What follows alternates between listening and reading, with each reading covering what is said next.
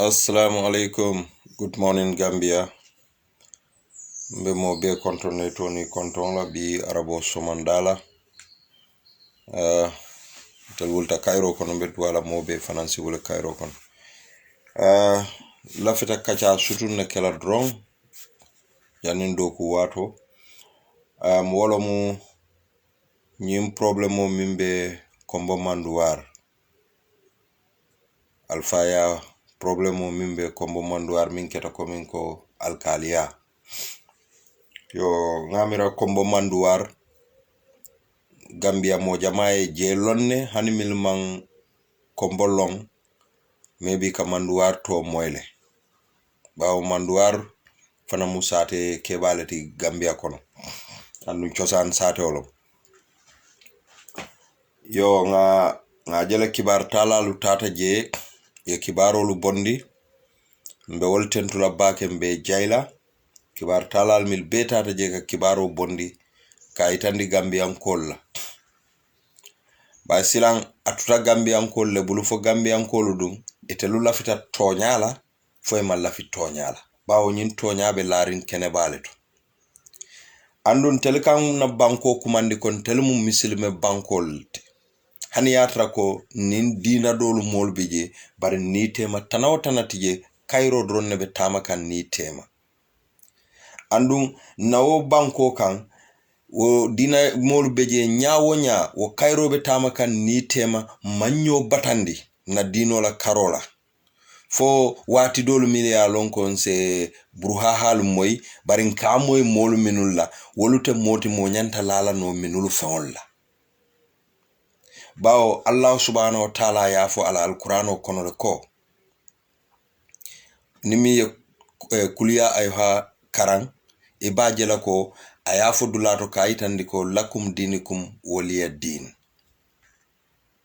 so nyin diamo manyan na siala sego isama momo sela dino muta andu ye dino horoma wala kumayata andu yela dino horoma nyami isi wandi dino fanan horoma wo nyama ina mari si kacha forsente pour ka sambane la dino kono ni sano yo so nintel kon na banko mu tonya banko lete oto nyanta wakilla len ka tonyafu asike nyawo nya nko ni ala yake itebe banko kan foitata banko marala ite sudiyata no wala ite ni woka kacha alay kubale kede because wolo mu banko bela nyaton koti alale kawoke bari ite chance fanan soto foite ni woka kacha no ite si kuma fono way ayamoy ite nyanta ala tentula bake bari ni marima ala tentu ite sutiyata wo mansa kewo wo president la ibuka sonna tonya folaye wallahi ni mimbe sono yala ibulu wala mu ye fonyo la doku wala janni ibela jahannabo dibindila ibela lakiro dibindila. Thank you Seko. Janni bela lakiro dibindila ni e faniya fo ila banko nyaton koye e man tonya faye wallahi ni fata banko bela hako beka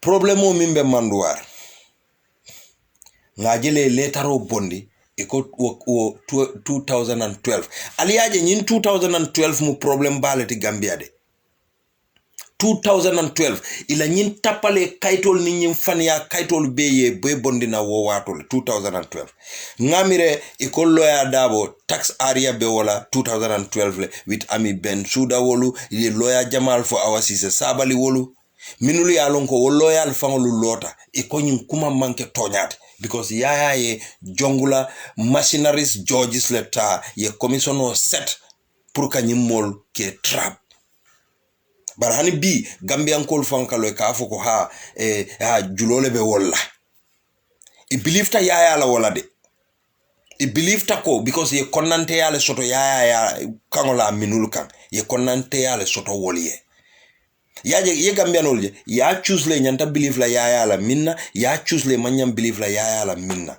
wala yatina gambia billahi nimmallo tonya kan hey hani ya tara ko loya dabo nay luwa tinya nde musa ba folale bari mune ya tinna konnante yabe wararin yinke ba kan aman tuske anun tel kam fan kumandi misil molla ndel kon kam fan kumandi misil molla de fali amra misil me yabe daleto misilmeya manke dada mala forward misilmeya mu daji ko nim baro kenyalete nyabe feterin tonyala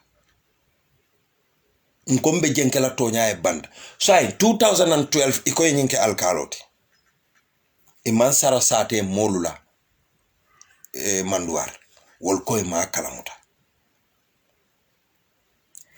yeteke alkalote sai 2015 registration ole keta Gambia ila registration center ye je bondi bang manduar tuba registration center ke dami wo alkalo min ko yata ke alkalo leti 2012 ayayita ni molla 2015 ate 2015 2016 ate registration center jumalo matata jaka attestation o di dami ayayitandi munebe o sabula 2021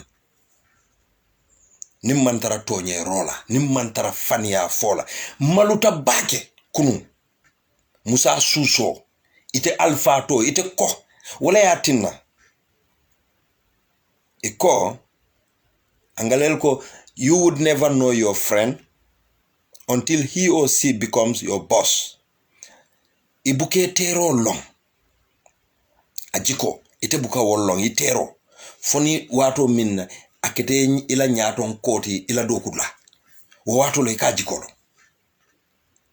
alni moka ko be kelela al naitra kelola wati kile yate podindi ya tambinda la dro alni milbe kelola kala wolle ka kala altel kan koteke ikalo wole toko hadama dingolu imalla fi fenna imalla fi tonyala ikungo ikawoleje selfishness wodro musa susole sita kamera nyato ay kayto bonde ako 2012 lom ye nyinke alkalot jumale te o kayto 2012 alu kayto fangolo jube yalo if you are working in kayto ka do koke kayto min dadada 2 years ago kayto min dadada 3 years ago ni nyaaya je nyanta lon nale because kayto afananka life lesson you will see on it ko ni yes nyin dadata ni wati karle ye kayto min dada sign ya fabricate ya bondi ni nyaaje nyantalona e nyantalona musa suso wol ko yo kayto dada 2012 sai ni o dada 2012 2015 2016 registration o min keta Gambia nyim Babukar Seka yala registration center bondi mole bata be alkali yake kandami yalon alinga tonye robula ni wonte na banko titano nyato musa suso alkali yajela be lifring nyami aliya yajele he want to be living more than that baraltel be siring imaji tata manduar yalon ikamim fam fo manduar mandinka kunda manduar surwa kunda nafiki yale ba ko nyimbe kom ale manduar minje wo nyama kombo manduar fulolu beje jolal beje mandinkol beje karoninkol beje siyo bele be jakaseri manduar bar manduar mu ciosan satol ti mandinka sate olomo it's obvious ini mol bele be sirinje bari manduar nkolu ye nganiyole yele manduar tuba nkoli andu alkaw manduar tuba minje manduar dingul la kordal bejele brikama dingul la kordal bejele ciosani sate dingolu wolta kala no wosato alkaloti luntang mi ya lonko natale ma han keno fansanje ya kuntule ya dila ye sindije ila kunkolto alkalbe alkal ya dila wal alfan ya bula musa suso alnalla authority olo alkana adama baro dunde problemo kono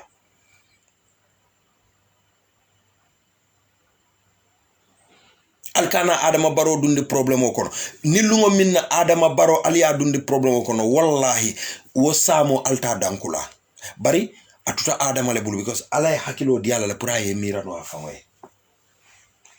no afamoy kunu albe nyaaya jele biri tata manduwar be alkalo ba jere biri ba interview la ay kuma kama minfo alfa kama wala nyam akabe lorin sa taw e minfo atabe lora wala fe andum ba jere wallahi ni e commandi la office auto area council e commissioners office lomba hani local government ni e sa taw jamfa ala se jamfa andum bari ngalon ne ko tete o kala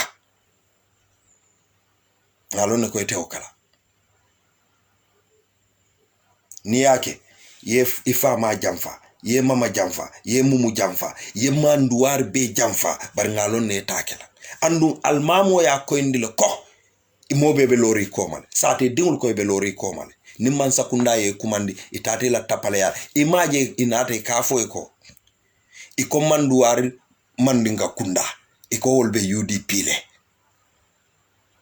iko manduwar surwa kunda wolbe NPP le nkale nafiki ajel muntumalom NPP sotota fo manduwar surwa kunda ko etelbe NPP le manduwar surwa kunda wallahi billahi al ni manduwar kol meta sirine kayrolo be al tema ni nyili ya tinay nafiki ya dunda al tema sidi njaay di nimeren to mi ya lon ko pempas le famo be sitine ngala sai wala binala abalte la life dictate lalte ite Babakar Seka ila alfali hormo min samba man ay min soto manduwar nkolu bulu iko itele be otingala fende fo palaso hadumo ite fango mo ma fango jube bang imaje man fem fo no jonoli solje mimbe seneari bari koy be tele nyorila yedimba malayni millimeter siri amala ngoy dingol le bije son simuruna Musa Suso la kumoto Musa Suso ko 2012 yewoke alkaloti bari be Musa Suso interview la wallahi asikeno adingol ba jube kan adingol safu bari mfama fele fani ya fo kan jang alsi hekatu mantara nenkan bari ni man fani ya fo sai ni moye fani ya fo ni ma fa fani ya fo enyanta fo la nyaadi bawo nte maybe mamman ninka kawle moy alsindema wala tana nyin social media alingan ke ko ato bake katu ntebe nyindi ya momin na jambi ndingo sa jube no le sama to nyero le be manduar de sa ni IEC ko because ngamo King FM la news to ko iko IEC ko e ba jube le manduar ngol fanal be la registration center sot la nyame Aliou Mamar Ndiaye ika elapse back ika per back bari ni ya choose ka fitino bondi Gambia you are almost 80 something years old okay no problem I think ko simayade aninjata kende mbeka wala dua ni aje kafo alfa sutiata alala because ala e fenne dila amam mindi dinde la wala musima ya itebe sanjo min to bi fontel be o soto la malon barinka ala dalim fanale sima ya bi ni be saya suti andila e ba suti andile te Aliou Mamar Ndiaye la dan dindingo luti bari dinno si fano e nyaale itebe registration central biri be kele aliyalla statistico be kele aliyalla census be kele aliya lonne alkalolu be dami mune ya tinna imang manduwar surwa kunda manduwar tuba mune ya tinna ima registration center allocate wole fo kunun ko min fitino boytaje alkal be registration center create la wole almantra to nyero ba almantra Gambian kol tonye kamba almantra itandi kan Gambian kol local tellement independent ba. Where is the quality of our ethics? Why? Where is our moral? Where is our personality? Where is our religious beliefs and norms? Mune atina Gambia no mala legacy muta fenti. Why?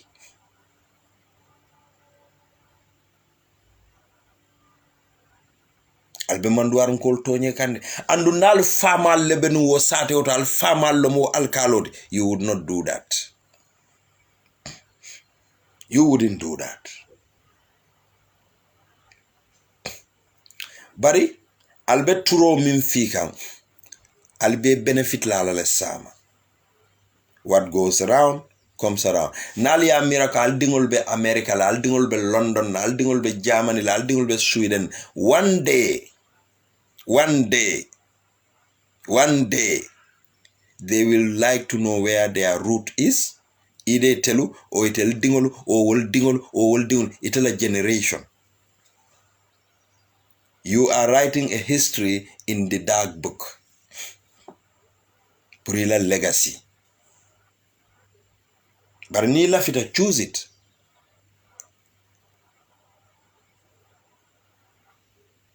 Choose it. Choose it.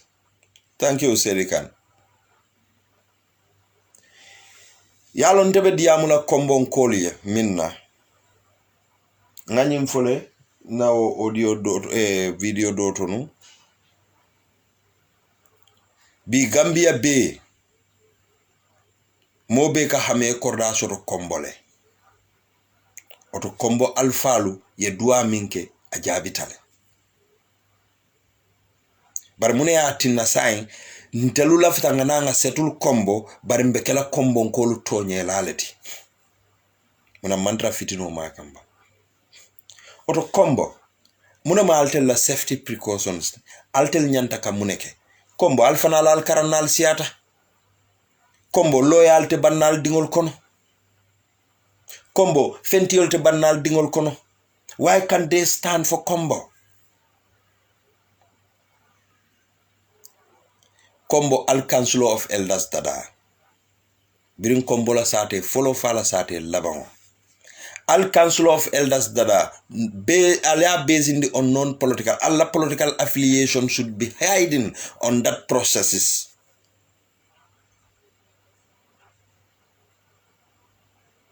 Allah political affiliation should be hidden in those processes because munomu alini lafita tonyale londi la politiko mu tonyaleti. Ali Council of Elders dada kombola sate wo sate ale mofula bondije.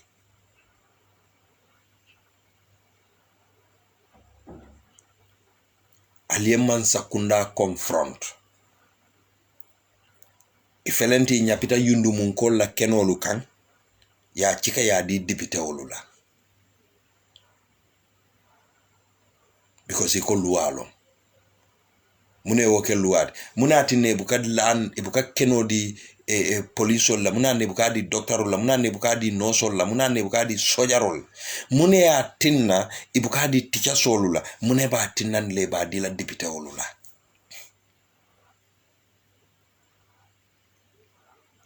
Andu kombonkolu, you have to choose it. Mbe election iyale kono. Na diatale alie nyindula amira. Na diatale alie atuje. Ye konante ya mimfa alie mola karola alfaulu maalong. Fereng. Nka jele. Mo jama biye ni tata Usain Dabo ye kafa ko nkoye mimfon tele yare entel filin. Fo mola nyantete filin. Mil beka si kamera nyato e kaofo. Ha nyanta wala ko korosilalde. Sanji muwanni mfeng. Ite ko yete filin di mola kola. Ite ma hakilo sotono yemire faye yewola ko find out e fangoy nko momi ya lonko mune ya tinna Usenu la kuma kendo albuka pareka jefo mi ya la service beke molle ke mako ke bondi de tokon ke londi tonya mu mindi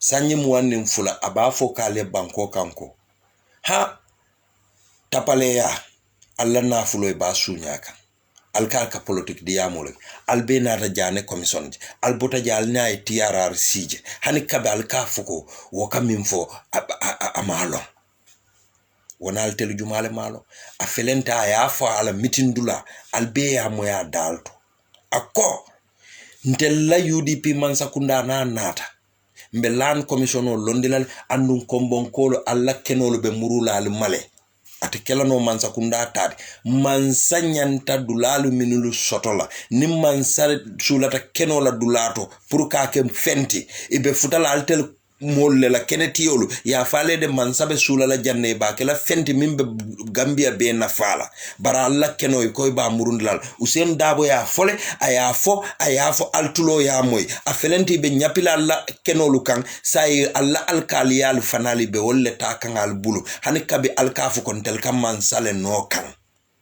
albe iblisa no kan alkal kam mansale no kan kombo mi yalon ka alla alfal ilota tonyale kan ye tonyale sabatindi kombo dindingulu pareta wo tonya tinyala Musa Suso sukuta lansare dingolom barinte nga mutako abekela bala la karoleti malom bake nte fania fola ala wuluo kenyato baral tel yalu fangulu korosi Musa Suso ye tinyaro sifa beleke Gambia Musa Suso ye tinyaro sifa beleke Gambia Musa Suso biriman sakunda falinta animboro ye ko UDP le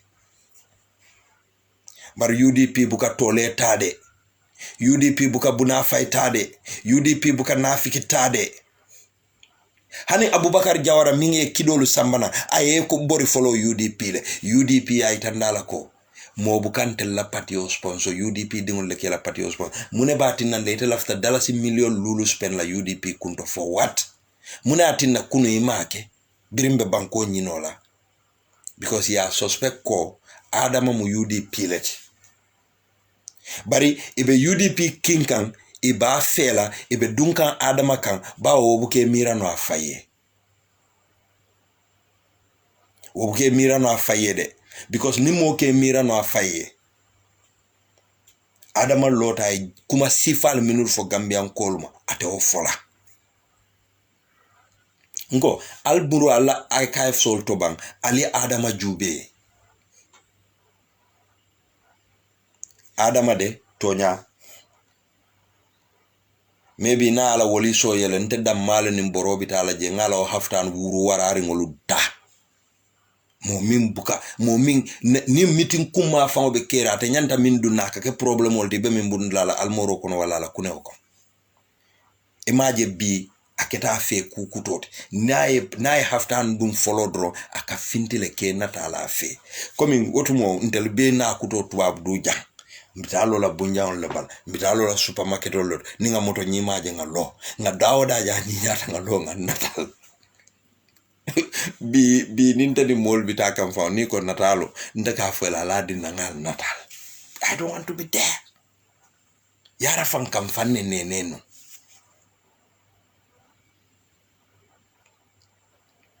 this is a serious issue ibe boy kam manduarun kolkan ibe fanial takam ikoy ba dabar this is the highest level of their low life Musa Suso become a commissioner's office and in local government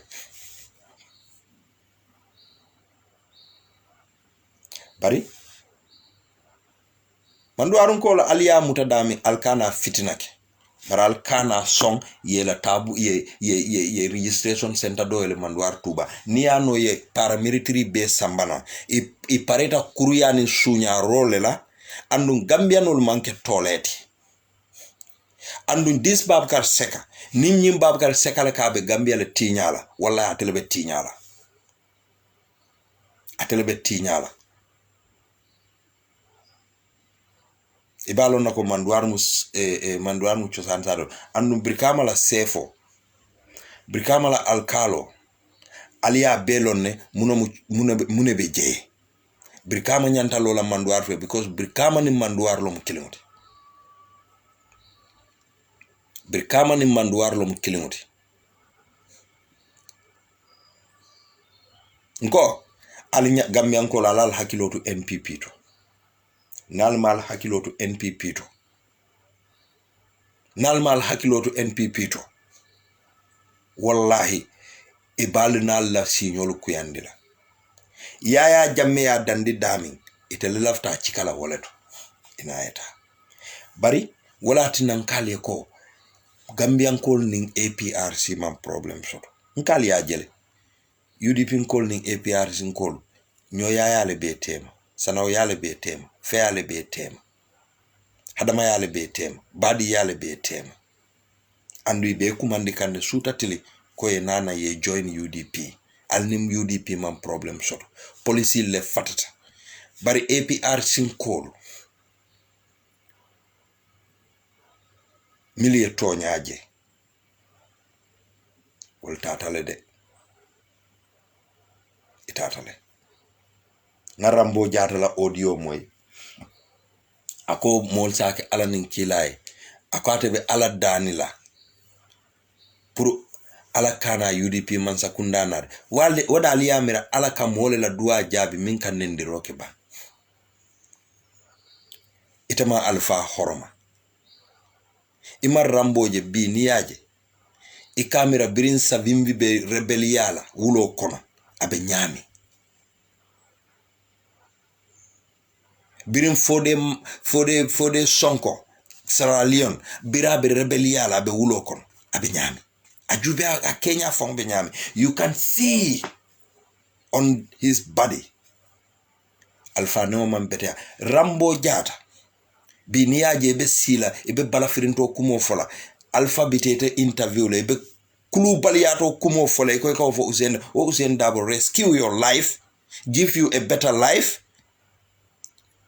bari wala tina gambiankol wallahi nimman Usain Dabo nimman la fala alnga tuje bari nim momo ko be boyla kan mo ten telte Usain la kala moy Allah is going to defend that noble man.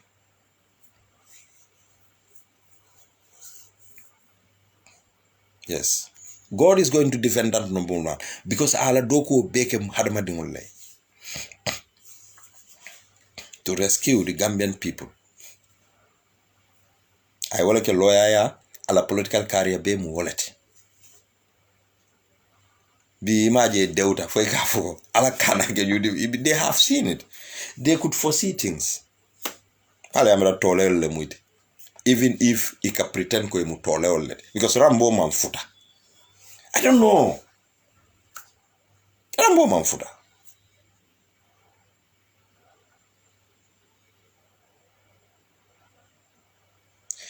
Tuba woman sanji 40 years Ibrahim Serikan intel birkama intel lawo ma fangol la sanchaba wotumo nkata kunkol to wo ma fangol lela mama wala kunkol lo modi.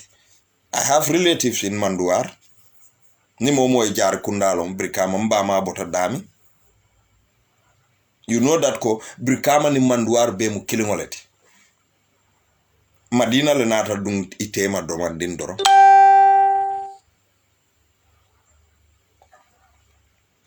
So nyino mu problem oti alnga nafiki ya bulanga tonyafo bar Manduar nkolu ntebal danila alkana fitina ke bar ala banko ala la sato defend that Manduar tuba ni la fal ni yesi Cairo kono al ni yesi Cairo kono ni malla fal ni yesi Cairo kono ala itandila ko altel mu Cairo molleti altel manke fitina mod that Babukar Seka abe ite amira palaso kanyini wala nyama ba. You see, Adama is a democratic elected president. We are lucky that ko Adama manna through barrel of God. Ni Adama e kudeta ke nun komi ya jama ya ke nun nyami. Nka degree min fangof. We will turn to be a communist. Adama ben turn la nke communist wallet. Because wo imaja te man fem min kata faye moli yela kuo beke ka Adama ka body fango ntelanga la body fonishate nga bondi from malnourished to give him protein. Nga bondi from that poverty and miserable life, we bring him to a normal human life. bi ma jaka lo aka so kon tele nyingen sakoni arta ko adama e kude tale kenu ate sita hey well I just gonna stop here and natal dronka musa suzo wala fania debunk kaitan the Gambian kolako what kind of leaders do we have yalo Gambia fango beka kombole yaba bet because ni musa suzo could be a deputy commissioner in Brikama. Deputy commissioner yeta o sane sambana ni a singol je bukalo fo mara le fa mati ba santo ba duma messing that useless son utumo he was a very good guy birin tichalo mati no aka participate no on sports bake but yala nepotism brought him because is a nepotic. Imagine they don't know the email adoku long ngamire inyapita fatu kante kanjanne yola kordata ko ya di musudole la ine illegal way wala fta jama o lola no woto sai woku fam buka moy koteke. I don't know what level of dami. These are the kind of leaders in Telangana. But combo alifalu, ali bring combo la sate follow fast sate labang al council of elders dada. You need to because aliya for kulo aliya for banke ama work alegman sakunda confront sai alkana song mune batinandla altel mama woli kenolu milutu aliye pour la future generations man sakunda kana ka fu kombola kenete la kenete adam baro fala kenobe dama tel wala kenolo wote ani sai barinte bama fama la kenoy ko tante wote woyo min tenin terrain mune mbo caring why. And to Abdujan, there are landowners. There are landowners.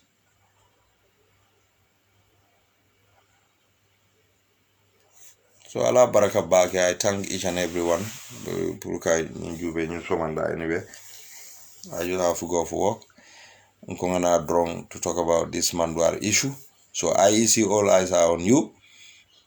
Molnyal Balkang Mindiata Lalu Woke Drone.